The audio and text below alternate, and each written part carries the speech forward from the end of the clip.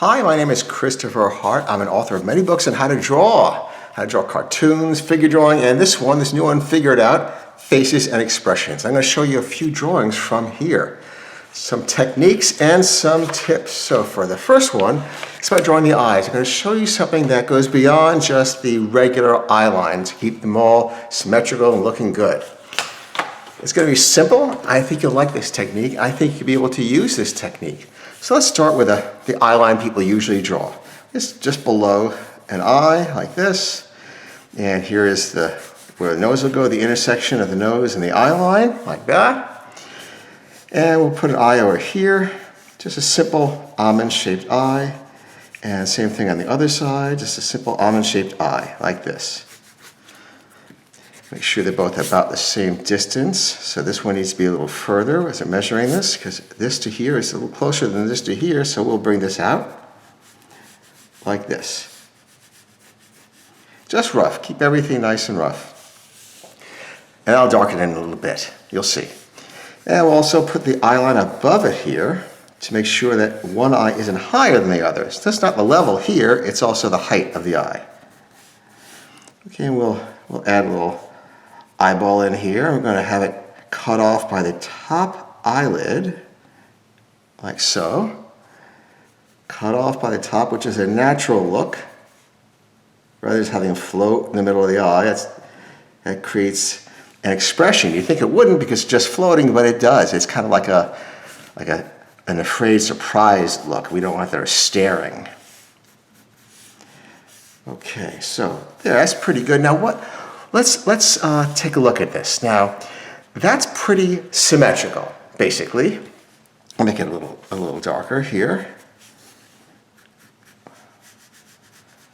But to make sure that it is, what we do is we make sure that here the tear ducts on each one are also at the same level. Often you'll see eyes that they seem like they're symmetrical, but for some reason they're lopsided. The top's the same, the bottom's the same. It's because these have to be the same. Likewise, right here, this has to be the same on both sides. If it's not, it's going to look a little odd. So we'll take this away now, like that. And we'll begin to darken this in. Just make some simple eyes. It's just a very simple guideline trick, but it's important and it works. All right, so here is the tear duct right there. You see that little indentation? Same thing here, that little tear duct right there. Remember, this is from my book, Figure It Out, Faces and Expressions. A little crease goes inside the eye, on each eye, like this. And now we're going to darken the upper eyelid. It's always darker than the bottom one for a natural look. If you're doing a special effect or a special expression, you can change it. You can change anything, but generally that's the look.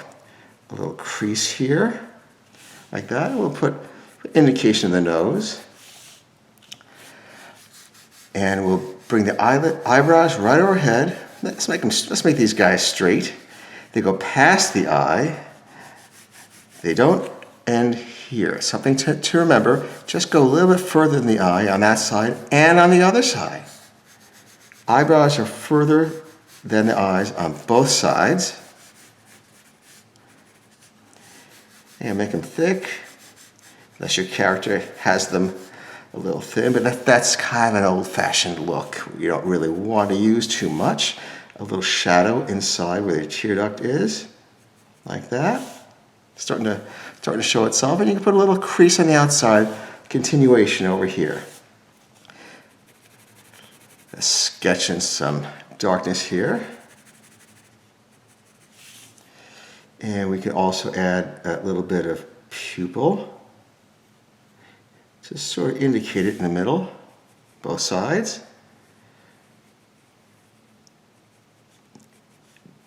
You darken the outer, the iris. And we're going to darken this part. So it's really two tones. And darken on the outside too. See that? On the outside. Like this. That's because there's a light source. When you know where it is? Ceiling. You probably have a light on the ceiling or the sun comes down. And this right here, kind of the hood of the eyes, eyelid, and it casts a shadow down onto the eyeball. You can make the eyeball itself, the pupil, a little darker than the shadow because it's jet black. And a little darkness here. Just making this nice and simple, making it work.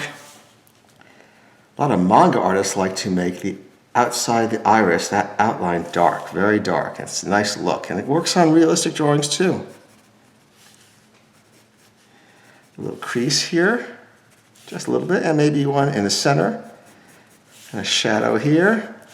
And there you go. So remember, it's something not difficult to do. It's just make sure that when you check and see how you're doing, that the tear ducts need to line up just as much as the rest of the eyes. Okay? I hope that was helpful. Hope you'll see me next time. And check out my book, Figure It Out, Faces and Expressions.